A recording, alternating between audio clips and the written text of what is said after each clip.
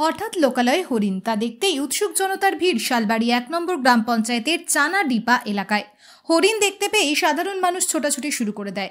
এতেই মাঝবয়সী সেই হরিণ আশ্রয় নেয় ওই এলাকারই এক ব্যক্তির পুকুরে।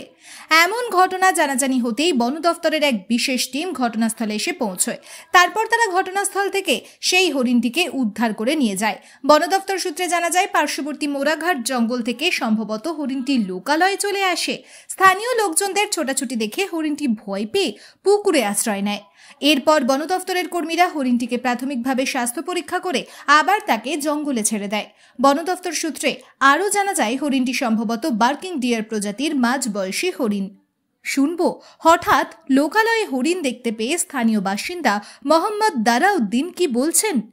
কোথায় হরিণটা দেখতে পারলেন? আমরা উত্তর চানাডিপা থেকে নামি দামি কোম্পানির ভ্যারাইটি মার্বেল এবং টাইলস পেতে যোগাযোগ করুন রেখা মার্বেল অ্যান্ড টাইলসে। আমাদের ঠিকানা কালজানি রোড, নিয়ার নীলকুঠি বাজার। মোবাইল নম্বর 8001801053। বিশেষ দ্রষ্টব্য, আমাদের কোনো শাখা নেই। এই দক্ষিণ চানাডিপা আসছে। কিভাবে, কোথা থেকে আসছে? দৌড় দিয়ে আসছে, হ্যাঁ, আসিয়া এই পুকুরের মধ্যে ঝাঁপ দিছে। তারপরে আপনারা কি করলেন? তখন আমি ধৈর্য বাঁধে রাখছি। তারপরে বন দপ্তরকে খবর দেওয়া হয়েছে কি? হ্যাঁ, হয়েছে তো। এখন কি বন দপ্তর নিয়ে গেছে? হ্যাঁ, নিয়ে গেছে। কোন ফরেস্ট থেকে বাইরে হয়েছে মনে হচ্ছে? এটা তোতাপাড়া।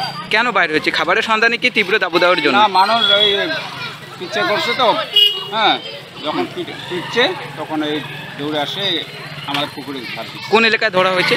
এটা চানাডিপা। এখন কি বন দপ্তর নিয়ে গেল? হ্যাঁ, নিয়ে গেল। আপনার নাম?